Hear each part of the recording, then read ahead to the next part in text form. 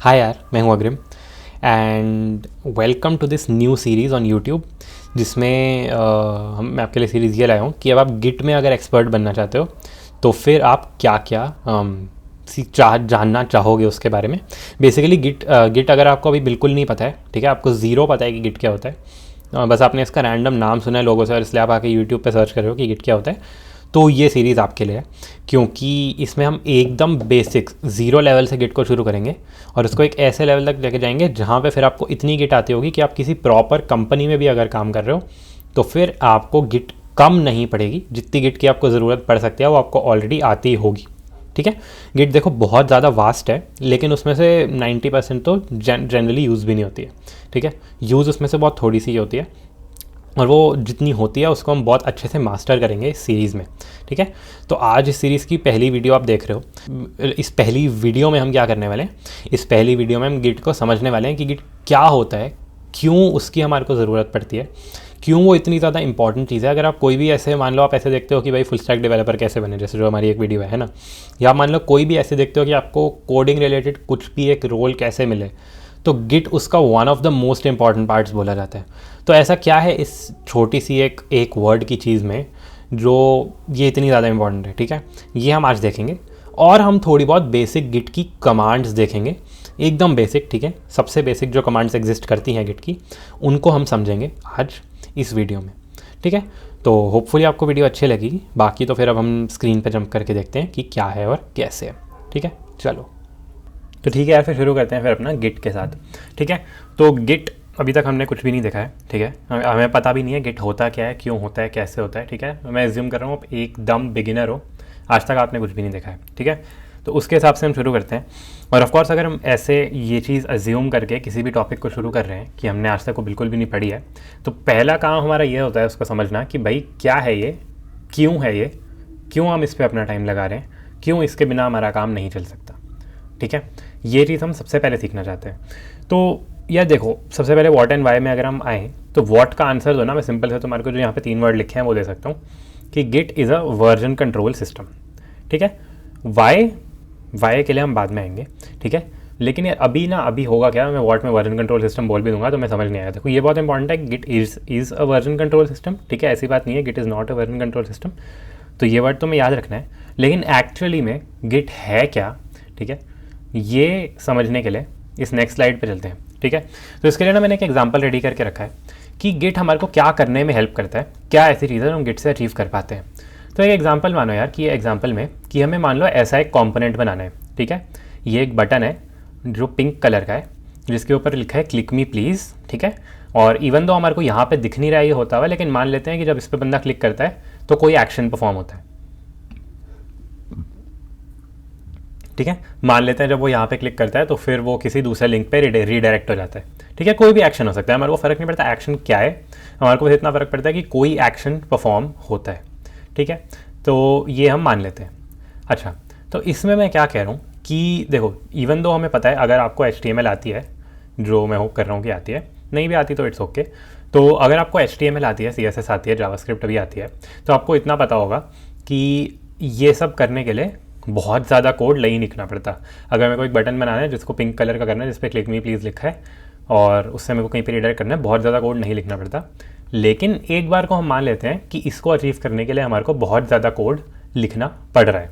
ठीक है, तो उसमें देखो मैं कह रहा हूँ कि मेरा फ्लो कुछ ऐसा चला, मैंने 11 जनवरी 2022 को अपने बटन को ऐड किया। ठीक है, मैंने HTML डाली जिससे मेरा ये बटन मेरे पेज पे ऐड हुआ। ठीक है, अच्छा, फिर उसके बाद क्या हुआ, 11 जनवरी के बाद 13 जनवरी को मैंने क्या किया, मैंने इस बटन को पिंक किया। ठीक है, मैंने बेसिकली जब 11 जनवरी को कोड डाला ना, तो सिर्फ एक खाली बटन ऐड किया जिसमें क्लिक मी प्लीज़ लिखा हुआ था। अभी वो पिंक कलर का भी नहीं था, अभी उस पर क्लिक करने पे भी कुछ नहीं हो रहा था। 11 जनवरी को मैंने सिर्फ उस बटन को पेज पे ऐड किया था। ठीक है, 13 जनवरी को मैंने क्या किया, मैंने बटन को पिंक कर दिया। ठीक है, जो इसका बैकग्राउंड है, और मैंने इसके एडजेस को राउंड कर दिया। ठीक है, जो हमने यहाँ पे कर रखा है। फिर उसके बाद मैं फिर से बिजी हो गया, फिर मैं 20 जनवरी को गया और देखो अभी देखो 13 जनवरी तक क्या हुआ है, बटन ऐड हुआ है और ये जैसा हमारे को दिख रहा है वैसा स्टाइल हुआ है, लेकिन अभी तक इसको क्लिक करने पे कुछ नहीं हो रहा था, है ना। तो इसको क्लिक करने पे कोई चीज़ परफॉर्म हो उसके लिए कोड मैंने लिखा यार 20 जनवरी को। ठीक है, तो ये मेरे 3 स्टेजेस थी मेरे कोड की। ठीक है, तो इसमें हमारे को गिट ने क्या हेल्प करा यार, देखो अगर ये गिट ना होता तो क्या होता, जब तुम ये वाला कोड ऐड करते, फिर जब तुम ये वाला कोड ऐड करते, फिर जब तुम ये वाला कोड ऐड करते, फिर मैं मान लो तुम्हें कहता कि यार एक काम करो, तुम ना 11 जैन वाले कोड पे वापस चले जाओ, मेरे को 13 और 20 जैन वाला नहीं चाहिए, ठीक है। मान लो मैं ये कहता, क्योंकि हमारे को 13 और 20 जैन को जो हमने किया था उसको चेंज करना है, मान लो मेरे को पिंक की जगह कुछ और करना है या मेरे को क्लिक हटाना है फॉर वट एवर रीज़न, मैं तो मैं कह रहा हूँ कि मेरे को ये दोनों कोड नहीं चाहिए, मेरे को डायरेक्टली इस वाले कोड पर वापस जाना है। तुम्हें क्या करना पड़ता, अगर तुमने यहाँ पे 10 लाइन डाली थी, तुमने यहाँ पे 10 लाइन डाली थी, तुम्हें मैनुअली अपने पूरे कोड बेस में से वो 10 लाइन ढूंढनी पड़ेंगी, और तुम्हारे को इसकी 10 लाइन और इसकी 10 लाइन टोटल मिला के 20 लाइन तुम्हारे को पहले तो ढूंढनी पड़ेंगी, और फिर तुम्हें मैनुअली उनको बैकस्पेस करके हटाना पड़ेगा, ठीक है। लेकिन व्हाट इफ़ मैं तुम्हें कहूँ कि हमारे को एक तरीका प्रोवाइड किया गया है जिससे हम जिस भी पॉइंट पे जाएं उसमें हम एक चेक पॉइंट बना सकते हैं, जहाँ पे भी हम चाहें कि हमारा एक चेक पॉइंट होना चाहिए उस पर हम चेक पॉइंट बना सकते हैं। तो जैसा बेसिकली हमारे को यहाँ पे विजुअली दिख रहा है, ये हम अपने कंप्यूटर को भी बता सकते हैं कि मैंने 11 जैन को बटन ऐड किया था, मैंने 13 जैन को बटन को पिंक किया था, और मैंने 20 जैन को ऐड क्लिक लिसनर किया था। तो इसके बाद मान लो अगर मैं 25 जैन को चाहता हूँ कि मैं 11 जैन वाले कोड पे वापस पहुँच जाऊँ, मेरे को अपने कंप्यूटर को सिर्फ इतना बोलना पड़ेगा कि यार जो मैंने 11 जैन को चेक पॉइंट बनाया था ना ऐड बटन के नाम से, उस पर वापस चले जाओ। समझ रहे हो? तो बेसिकली हो क्या रहा है, हो ये रहा है कि हमने जो ये चेक पॉइंट बनाया है अब इसको कंप्यूटर रिकग्नाइज कर पा रहा है, और अगर मैं उसको कहूँगा कि 11 जैन वाले चेक पॉइंट पे वापस चले जाओ, वो क्या करेगा, 11 जैन के बाद जो भी कोड ऐड हुआ है ना उसको वो अपने आप हटा देगा। हमारे को मैनुअली उन लाइन्स को ढूंढने की भी ज़रूरत नहीं है, चाहे वो 10 लाइन हो या 100 लाइन हो, हमारे को कोई फ़र्क नहीं पड़ता। हमारे को मैनुअली उन लाइन्स को ढूंढने की भी ज़रूरत नहीं है, और उनके बाद हमारे को उनको हटाने की भी ज़रूरत नहीं है। बस हम इतना बोलेंगे हमारे को इस वाले चेक पॉइंट पे वापस जाना है, ठीक है। तो ये सुन के अच्छा लग रहा है, इवन दो बटन में ये चीज़ कोई बहुत ज़्यादा हेल्पफुल हमारे लिए नहीं है क्योंकि इसमें लाइन्स ही कम है। बट मान लो अगर तुम किसी फीचर पे काम कर रहे हो वेबसाइट के, तुमने एक फीचर ऐड किया, तुमने उसके बाद थोड़े दिन बाद दूसरा फीचर ऐड किया, तुमने थोड़े दिन बाद तीसरा फीचर ऐड किया, है ना, और तीसरा फीचर ऐड करते ही तुम्हारी साइट ब्रेक हो गई, ठीक है, मतलब तुम्हारी साइट क्रैश होने लग गई। तो अब तुम्हारे को क्या चाहिए, तुम्हारे को चाहिए कि यार जब तक मैं अपने तीसरे फीचर का कोड सही कर रहा हूँ, मान लो उसमें 4 दिन लग रहे हैं, तब तक मेरे यूज़र को एक क्रैश्ड वेबसाइट क्यों दिखे, है ना। तुम क्या करोगे, तुम बोलोगे ऐसा करो जब मेरा दूसरा फीचर कंप्लीट हुआ था ना उस वाली डेट के कोड पे वापस चले जाओ, ठीक है, यूज़र के लिए। तो बेसिकली रिवर्ट करने के बहुत सारे रीज़न हो सकते हैं, लेकिन अगर तुम्हारे पास एक चेक पॉइंट एग्जिस्ट करता है तो फिर क्या होगा, तो फिर तुम्हारे को रिवर्ट करना बहुत ज़्यादा ईजी हो जाएगा। और सिर्फ रिवर्ट ही नहीं यार, अभी देखो यहाँ पे सिर्फ 3 चेक पॉइंट है। मान लो ऐसे अगर मेरा 200 चेक पॉइंट है, कोई कोड मेरा 3 साल से चल रहा है, तो क्या मेरे को उसको समझना बहुत ज़्यादा ईजी नहीं होगा? जैसे मान लो मेरे को ऐसा चाहिए कि मैंने यहाँ पे एक फ़ीचर ऐड किया था, फिर यहाँ पे मैं 1 साल बाद उसमें दूसरा फीचर ऐड कर रहा था, तो अब मेरे को बाद में देखना है कि जब मैंने ये फीचर ऐड किया था तो स्पेसिफिकली कौन से वाला कोड ऐड हुआ था, मैं वो भी देख पाऊँगा। मैं ये भी देख पाऊँगा कि इसके मान लो 11 जैन और 13 जैन के बीच वाले में कौन सा कोड एग्जैक्टली ऐड हुआ था। अगर मैं वो भी देखना चाहूँ तो गिट मेरे को वो करने की भी पावर दे देता है। तो बेसिकली इन चेक पॉइंट्स को बनाना, इनको मैनिपुलेट करना, इनको अपने हिसाब से यूज़ करना, ये है गिट का यूज़, ठीक है, ये होता है git. Basically git version control system क्या है कि हम इस चेक पॉइंट, जिसको मैं तब से चेक पॉइंट कह रहा हूँ, इसको आप एक वर्जन मान लो कि ये मल्टीपल वर्जन्स को स्टोर करके रख सकता है। एग्जैक्ट आपका कोड कैसा दिख रहा था किस वर्जन पे, उस चीज़ को भी ये साथ में स्टोर करके रख सकता है, और बेसिकली ये आपको उनको कंट्रोल करने की हेल्प दे देता है, उन पे वापस जाने की हेल्प दे देता है, उनको मैनिपुलेट करने की हेल्प दे देता है ना। तो इसलिए इसको हम वर्जन कंट्रोल सिस्टम बुलाते हैं, ठीक है। और वाई क्यों हो गया, वाई इसलिए हो गया कि अगर हमारे पास वर्जन एग्जिस्ट करता है और उसको ढंग से मैनिपुलेट कर पा रहे हैं तो हमारी बहुत सारी चीज़ें ईजी हो जाएंगी, बहुत सारी चीज़ें ऑर्गेनाइज हो जाएंगी, ठीक है। तो ये हो गया हमारा गिट का व्हाट एंड वाई का आंसर, कि what is git and why is git, ठीक है। तो ये हमने एग्जाम्पल देख लिया। तो अब देखो ये इससे हमें होपफुली इतना समझ आ गया है कि गिट क्या होता है और क्यों होता है। ऑफकोर्स नहीं आया तो कमेंट्स में ज़रूर पूछो, लेकिन अगर ये समझ आ गया है तो इसके बाद ना अब हम फाइनली थोड़ी अपनी टेक्निकल टर्म्स में मूव करना शुरू कर सकते हैं। क्योंकि यहाँ पे जब मैं कह रहा हूँ कि मैंने एक चेक पॉइंट बनाया, मैं यहाँ पे कह रहा हूँ मैंने एक चेक पॉइंट बनाया, तो गिट क्या उसको चेक पॉइंट के नाम से ही जानता है? नहीं, इवन तो है वो चेक पॉइंट ही, वो उसको एक नाम दूसरा देता है। तो ऐसे बेसिकली हम थोड़ी टेक्निकल टर्म्स पढ़ना चाहते हैं, ठीक है। तो इन टेक्निकल टर्म्स को देखना शुरू करते हैं। जो पहली टेक्निकल टर्म हमारे समझने की ज़रूरत है कि गिट क्या यूज़ करता है, वो होता है कमिट, ठीक है। तो बेसिकली कमिट होता कुछ नहीं है, कमिट जो हम जिसको मैं तब से चेक पॉइंट कह रहा हूँ ना उसको हम कमिट कहते हैं गिट की लैंग्वेज में। तो each of the earlier check points is technically called a commit, ठीक है। तो मैं कह सकता हूँ भाई मैंने 11 जैन को एक कमिट बनाई थी जिसकी डिस्क्रिप्शन थी कि मैंने बटन ऐड किया है। फिर मैंने 13 जैन को एक कमिट करी थी जिसका मतलब था कि मैंने बटन को पिंक किया है, सॉरी। और फिर मैंने 20 जैन को एक कमिट करी थी जिसमें मैंने लिखा था कि मैंने क्लिक अपना लिसनर ऐड किया है।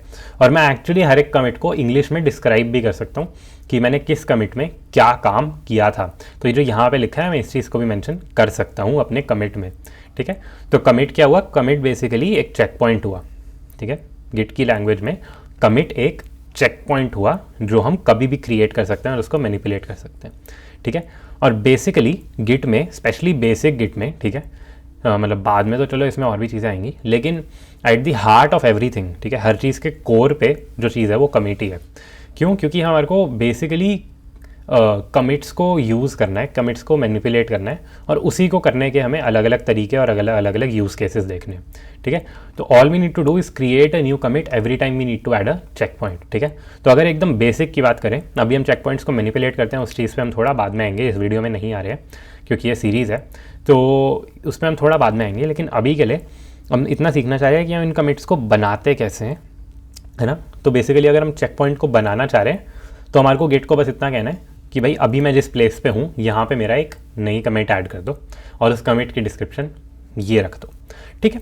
तो ये हो गया कमिट क्या होता है, ठीक है। तो इससे हमारे को, अब देखो इससे ना बहुत ज़्यादा हमने थ्योरी देख लिया है। तो अब हम क्या चाहते हैं, अब हम एक्चुअली अपने सिस्टम पे थोड़ा बहुत इसको यूज़ करके देखना चाहते हैं। हम गिट को इन एक्शन देखना चाहते हैं, जिससे आपको जो अभी मैंने सब कुछ बोला है ये बहुत ज़्यादा क्लियर हो जाएगा, ठीक है। तो इसको शुरू करते हैं। तो यार इंस्टॉलिंग गिट बेसिकली मैक और ओएस, क्योंकि देखो गिट अगर आपको अपने सिस्टम पे यूज़ करना है ना तो वो बाय डिफ़ॉल्ट कुछ में आता है, कुछ में नहीं आता है। विंडोज़ में तो बिल्कुल भी नहीं आता है। तो आपको पहले उसको अपने सिस्टम पे इंस्टॉल करना पड़ता है ताकि आप उसको यूज़ कर पाओ, ठीक है। तो गिट इंस्टॉल करना है तो आप देख सकते हो इनमें से आपका जो भी है, अगर लिनक्स है तो आपको बाय डिफ़ॉल्ट डला हुआ मिल रहा होगा, मैं ज़्यूम कर रहा हूँ अगर लिनक्स है तो गिट आपके पास है। बाकी अगर मैक ओएस या विंडोज़ है तो उसके अलग अलग स्टेप्स हैं। तो इनको फटाफट से कवर कर लेते हैं। मैं डाउनलोड करके दिखाऊंगा नहीं, लेकिन मैं आपको बता देता हूँ। तो अगर आपके पास मैक ओएस है तो आप अपने टर्मिनल नाम की एप्लीकेशन खोलोगे, ठीक है। टर्मिनल नाम की एप्लीकेशन खोलोगे और जो भी खुलेगा ना, देखो इसमें सामने आपको एक प्रॉम्प्ट मिल रहा है कुछ लिखने के लिए, इसमें आप सिंपली लिखोगे गिट, ठीक है।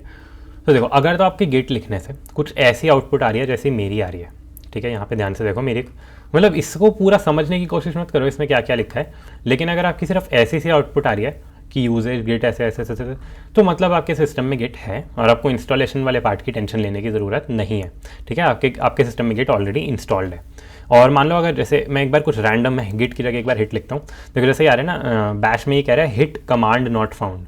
तो अगर आप गिट लिख रहे हो और गिट में भी आपका कमांड नॉट फाउंड वाला एरर आ रहा है तो इसका मतलब आपके पास अभी गिट नहीं है, ठीक है। लेकिन वो आपका मोस्ट प्रोबेबली नहीं आएगा, क्योंकि अगर आप गिट लिख रहे हो और आप एंटर दबा रहे हो और आपके सिस्टम में गिट नहीं है तो मैक ओएस आपको अपने आप एक नया प्रॉम्प्ट खोल के देगा यहाँ पे, जिसमें वो आपसे पूछेगा कि आपको कमांड लाइन टूल्स इंस्टॉल करने हैं। उसमें बस आप येस दबा दो और उसको इंस्टॉल होने दो। जैसे ही वो इंस्टॉलेशन कंप्लीट होगी आपके सिस्टम में अपने आप गिट आ चुका होगा, ठीक है। तो फिर से देखते हैं, अगर आप गिट लिख रहे हो और आपकी ऐसी आउटपुट आ रही है तो मतलब गिट है। अगर आप गिट लिख रहे हो और आपके पास सिस्टम में गिट नहीं है तो मैक ओएस आपसे पूछ लेगा कि क्या आपको गिट को इंस्टॉल करना है। ऑटोमेटिकली पॉपअप आ जाएगा आपके लैपटॉप में, उसको बस आप येस दबा देना, आपका गिट इंस्टॉल हो जाएगा, ठीक है। और अगर आप विंडोज़ पे हो यार, विंडोज़ पे देखो ये चीज़ इतनी सिंपल नहीं है जितनी मैक पे है। तो उसमें आपको क्या करना पड़ेगा, आपको डाउनलोड गिट बैश सर्च करना पड़ेगा गूगल पे, ठीक है। उसके बाद जो पहला लिंक आएगा ना उसको आप खोल लो। तो basically download git bash search करो और उसका ये पहला लिंक खोल लो और वो लिंक खोलोगे तो आपको ये मिलेगा, ठीक है। ये है उस लिंक पे और यहाँ पे आप बेसिकली डाउनलोड्स में से अपना विंडोज़ चूज़ करके इसको डाउनलोड कर लो। और ये करने के बाद इसमें मतलब जब ये डाउनलोड हो जाएगा तो ये सिंपल एक सेटअप फाइल है, उसको आप रन करोगे, उसमें सेटअप इंस्ट्रक्शंस आ रही होंगी, नेक्स्ट दबा के उसको आप डाउनलोड कर लोगे, ठीक है। कोई एरर वगैरह है तो फिर वो बता देना, वो हम सही करा देंगे, कोई प्रॉब्लम नहीं है। लेकिन इसमें एरर आते नहीं है, ठीक है, बहुत बार डाउनलोड किया है। तो इसको डाउनलोड करो अपने सिस्टम के लिए और जब वो डाउनलोड कंप्लीट हो जाए तो फिर आप क्या करो, गिट बैश नाम की एक एप्लीकेशन आपके सिस्टम में ऐड हो गई होगी, चाहे आप अपने स्टार्ट मेन्यू से जाकर गिट बैश सर्च करो और उसको खोल लो और उससे आपको एकदम ऐसा दिखता हुआ प्रॉम्प्ट नहीं मिलेगा, लेकिन आपको एक प्रॉम्प्ट मिल जाएगा जहाँ पे आपको कुछ ना कुछ लिखना अलाउड है, ठीक है। तो उसमें फिर आप गिट लिखना, आपकी भी कोई ना कोई ऐसी आउटपुट आ रही होगी जिसका मतलब है कि आपका गिट इंस्टॉल हो गया है, ठीक है।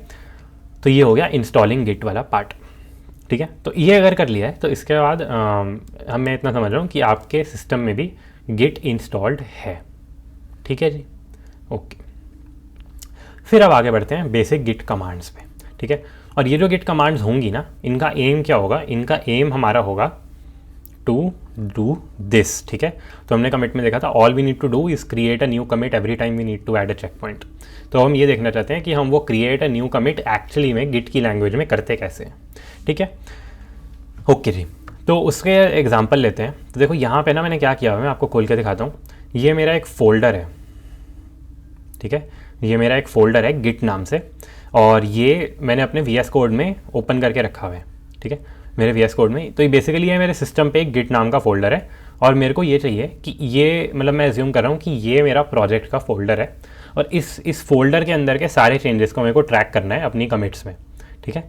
तो बेसिकली मैं जितनी भी कमिट बनाऊँगा वो कौन से कोड के चेंजेस को ट्रैक करेंगी जो इस वाले फ़ोल्डर के अंदर है, ये मेरे को अज्यूम करना है, ठीक है। अच्छा, अज्यूम डायरेक्टली मैं नहीं कर सकता, क्योंकि अभी तक अगर आप सोच रहे हो कि गिट को कैसे पता चलेगा कि उसको इस फोल्डर के अंदर ट्रैक करना है, बिल्कुल सही बात है, अभी गिट को बिल्कुल भी आइडिया नहीं है, उस पर मैं आता हूँ। लेकिन अभी सबसे पहला काम है आप ये करो कि आप अपने सिस्टम में एक फ़ोल्डर बनाओ गिट नाम से, और आप उसको खोल लो VS कोड में, या फिर अगर आप कोई दूसरा एडिटर यूज़ करते हो तो उसमें भी खोल सकते हो।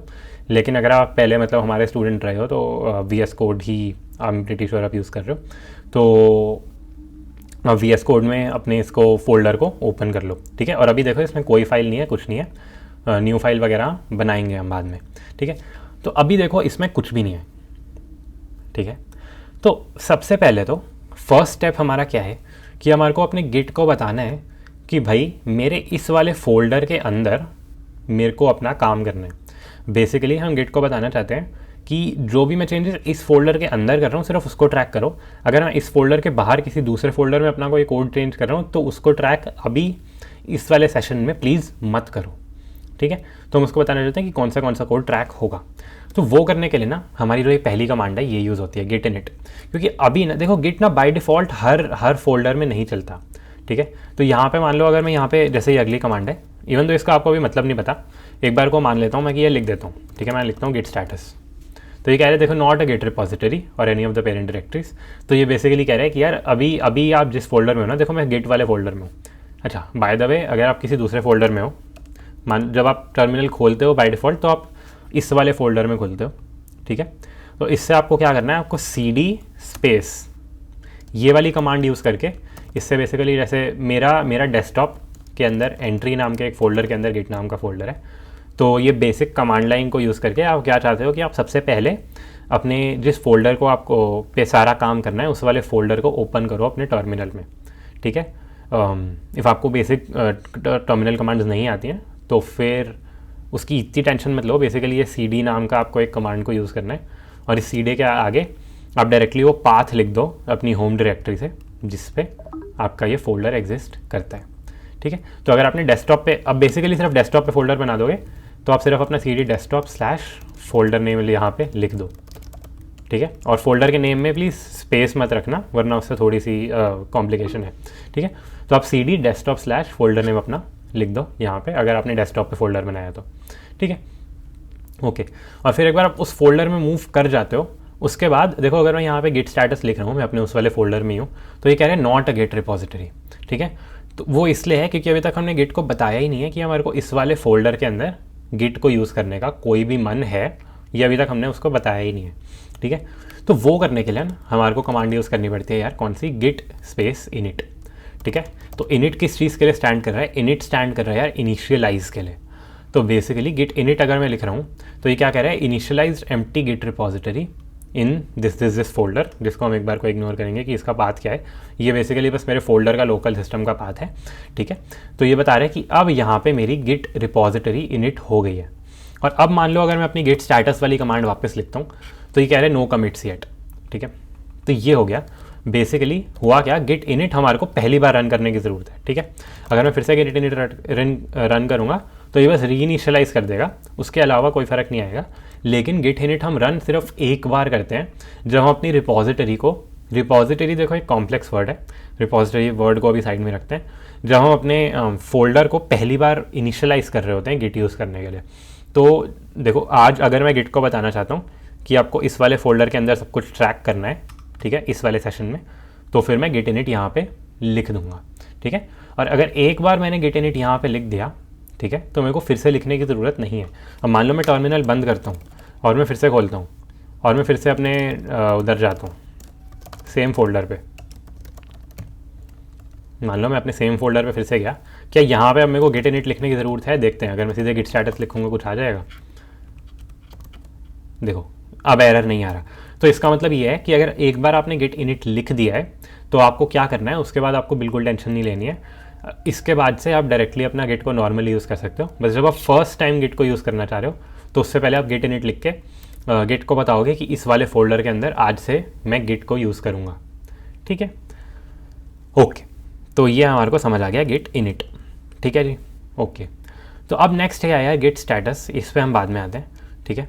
तो गिट स्टेटस पे एक के बाद आते हैं। तो इससे पहले हम करना क्या चाहते हैं, बाद किसके, कि मैं अंदर जाता हूँ। देखो अभी इसमें ये खाली है, तो बेसिकली जब से हमने गिट इनिट किया है इसमें कोई चेंजेस हैं ही नहीं, तो उन चेंजेस को ये ट्रैक कैसे करेगा, है ना। मतलब कोई चेंज होगा तब तो ये उसको ट्रैक करेगा ना। तो इसमें मानते हैं मैं एक नई फाइल बनाता हूँ index.html नाम से। इसके अंदर मैं कुछ डाल नहीं रहा, आप जो मर्जी फाइल बना लो। ये HTML छोड़ो यार, HTML जितनी टेंशन की लेनी है, इसको मैं डिलीट कर देता हूँ। मैं मान लो मैं एक सिंपल सी फाइल बना रहा हूँ test.txt, जिसके अंदर मैं लिख रहा हूँ हेलो, ठीक है। अब मैं क्या चाहता हूँ, अब मैं चाहता हूँ कि मेरा गिट रीड करे कि मैंने इस फाइल को बनाया है और वो एक नया चेक पॉइंट बना दे, यानी कि एक नई कमिट बना दे कि मैंने test.txt बना दी है, ठीक है। तो मैं वो करना चाहता हूँ। तो सबसे पहले तो देखो ये नेक्स्ट कमांड है ना गिट स्टेटस, देखते हैं ये क्या करती है।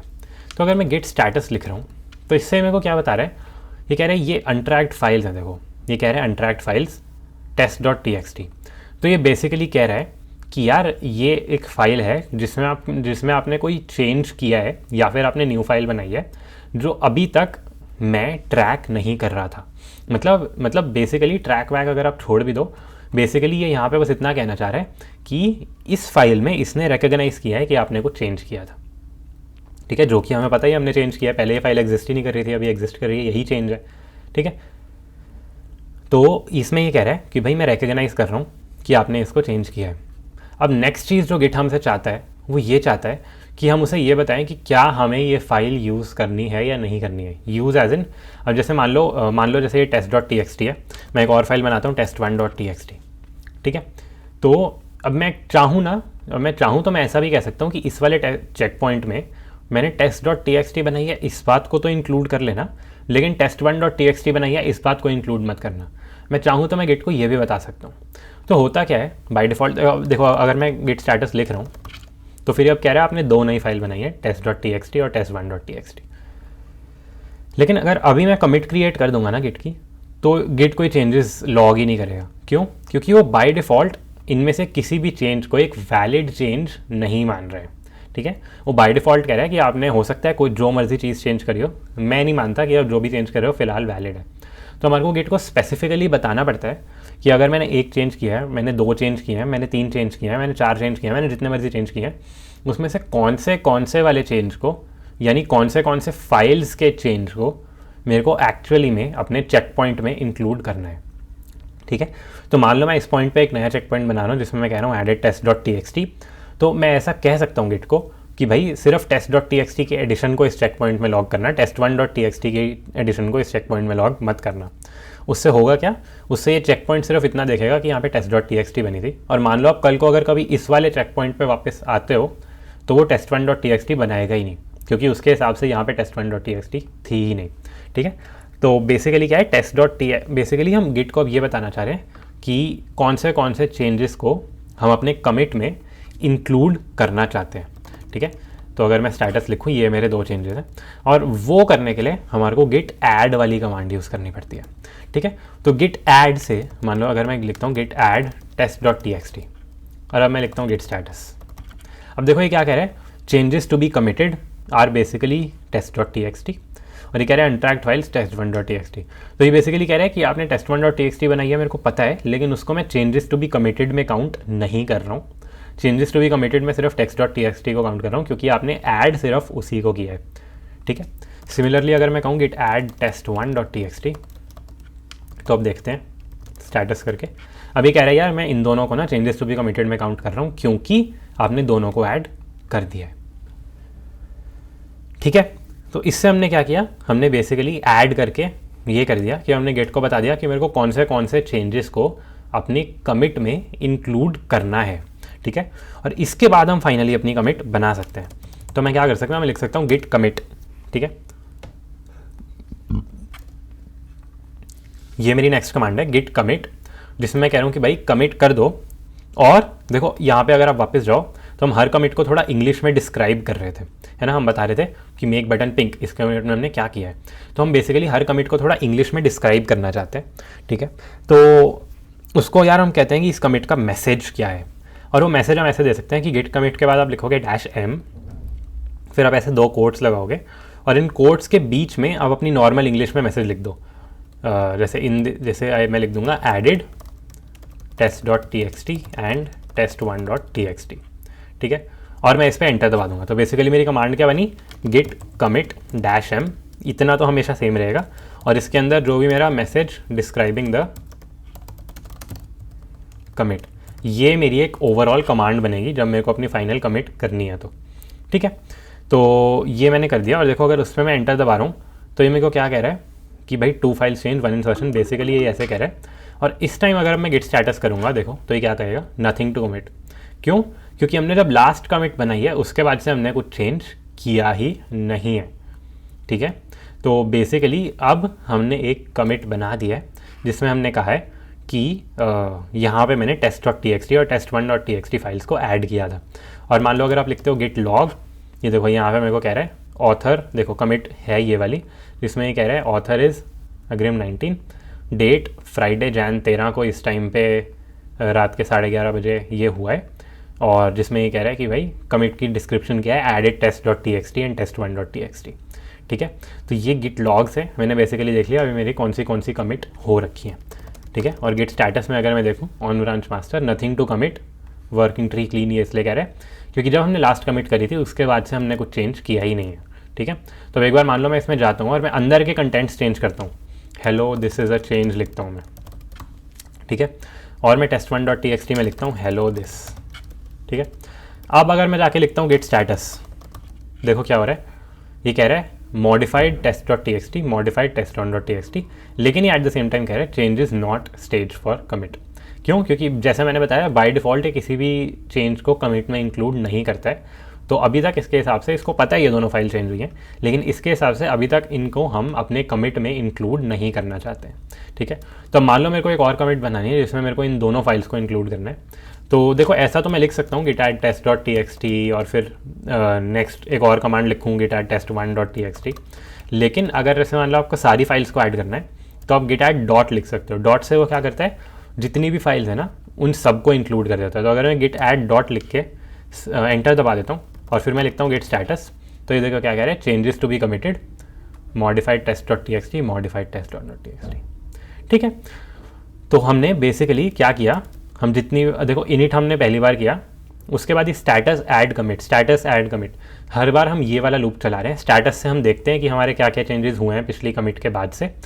ऐड से हम क्या करते हैं, ऐड से हम बेसिकली उसको बताते हैं कि कौन से चेंजेस जो मेरे पिछले कमिट के बाद से हुए हैं उनको मेरे को अपनी अगली कमिट में इंक्लूड करना है। और कमिट से हम फाइनली एक न्यू कमिट को क्रिएट कर देते हैं जिसमें सिर्फ वो वाले चेंजेस जाते हैं जो हमने ऐड में ऐड किए थे, ठीक है। तो अगर मैंने मान लो स्टार्ट ऐड कर दिया है तो मैं इसको क्या कर सकता हूँ, गिट कमिट -m, जो हमारा नॉर्मल तरीका है, इतना हमारा नॉर्मल रहता ही है। और इसके बाद मैं इसके अंदर लिखूँगा मॉडिफाइड test.txt एंड test1.txt, और फिर मैं बस सिंपली इसमें एंटर दबा दूंगा, ठीक है। तो अब मान लो मैं अपना फिर से गिट लॉग लिखता हूँ, तो अब देखो यहाँ पे 2 कमिट दिखा रहे हैं। पहली कमिट में ये कह रहा है ऑथर मैं था, ये हुआ था यार। पहली कमिट देखो नीचे वाली पहली कमिट है, ये कह रहा है ऑथर मैं था, जिसमें 23/11 पे test.txt एंड test1.txt मैंने ऐड करी थी। दूसरे में ये कह रहा है कि ऑथर मैं था, जिसमें 13 जनवरी को 13/14 पे test.txt एंड test1.txt मैंने मॉडिफाई करी थी। ठीक है, ऐसे ही आप कोई भी अपनी रैंडम नई कमिट बना सकते हो जब भी आप कोई नया चेंज कर रहे हो। ठीक है, तो मान लो मैं सिर्फ test.txt test1.txt को चेंज करता हूँ। ठीक है, और अब मैं लेता हूँ स्टेटस में, तो देखो यहाँ पे सिर्फ test1.txt दिखा रहा है। ठीक है, तो हमारे को इससे समझ आ गया कि स्टेटस से हम चेंजेस को देख सकते हैं कि कौन सी फाइल्स चेंज रही हैं। ऐड से हम उनको ऐड कर देते हैं कि कौन सी मेरे को कमिट में इंक्लूड करनी है, और कमिट से हम अपनी एक फाइनल कमिट क्रिएट कर देते हैं। ठीक है, तो अगर आपको ये चीज़ समझ आ गई है ना एक्चुअली, तो आपको बेसिक गिट तो कमांड समझ आ ही गई है। ठीक है, अब इसको शेयर कैसे करते हैं लोगों से, वो सब हम नेक्स्ट वीडियो में आएंगे। ठीक है, गिटहब की वीडियो में आएंगे। लेकिन अभी गिट में बेसिकली क्या है कि हमारे को इतना समझ आ गया कि अगर हम ऐसे टाइप की किसी चीज़ को अचीव करना चाह रहे हैं कि हम चेक पॉइंट्स बना दें, तो हम क्या करेंगे, हम सिंपली अपनी गिट ऐड और गिट कमिट वाली कमांड्स को यूज़ कर लेंगे। तो होगा क्या, मान लो मैंने 11 जन को किया, तो मैं लिखूँगा यार गिट ऐड अपनी file, git commit add button. 13 Jan को मैं लिखूँगा गिट ऐड अपनी file, git commit -m make button pink. तो 20 जन को मैं लिखूँगा गिट ऐड अपनी फाइल और git commit -m add click listener. ठीक है, तो बेसिकली उससे मेरी 3 अलग अलग चेक पॉइंट क्रिएट हो जाएंगे। कमिट मेरा एक चेक पॉइंट का टेक्निकल नाम होता है, और ये हमने 4 कमांड्स देखी हैं कॉमन वाली। गिट लॉग भी देखी है, पर गिट लॉग से हमारा बेसिकली क्या है कि वो अभी तक की सारी कमिट्स जो हमने करी हैं उनको लॉग कर देता है एक के नीचे एक। ठीक है, ओके, तो ये हो गया git init, git status, git add और गिट कमिट। तो इससे हमने पहली वीडियो कंप्लीट कर लिया। अगर आपको वीडियो अच्छी लगी हो तो लाइक, शेयर और सब्सक्राइब कर देना। ठीक है, चैनल को। और अगर कोई डाउट्स वगैरह आ रहे हो इसमें तो पूछ लेना। ठीक है, हम रिस्पॉन्स दे देते हैं आपको कमेंट्स में। और बाकी इस वीडियो के नेक्स्ट पार्ट से, क्योंकि गिट में यार बहुत सारी चीज़ें होती हैं, तो हमने सिर्फ बेसिक सीखा है। काफ़ी आपको चीज़ें पता होनी चाहिए गिट एक्सपर्ट अगर आपको बनना है तो एक एक करके हम वीडियोज़ में उन चीज़ों को कवर करते रहेंगे, और by the end of this series आप गिट में अपने आप को एक एक्सपर्ट बोल सकते हो। ठीक है, तो अभी के लिए इतना ही है यार। होपफुली आपको वीडियो अच्छी लगी होगी। बाकी अब हम नेक्स्ट वीडियो में मिलते हैं। ठीक है।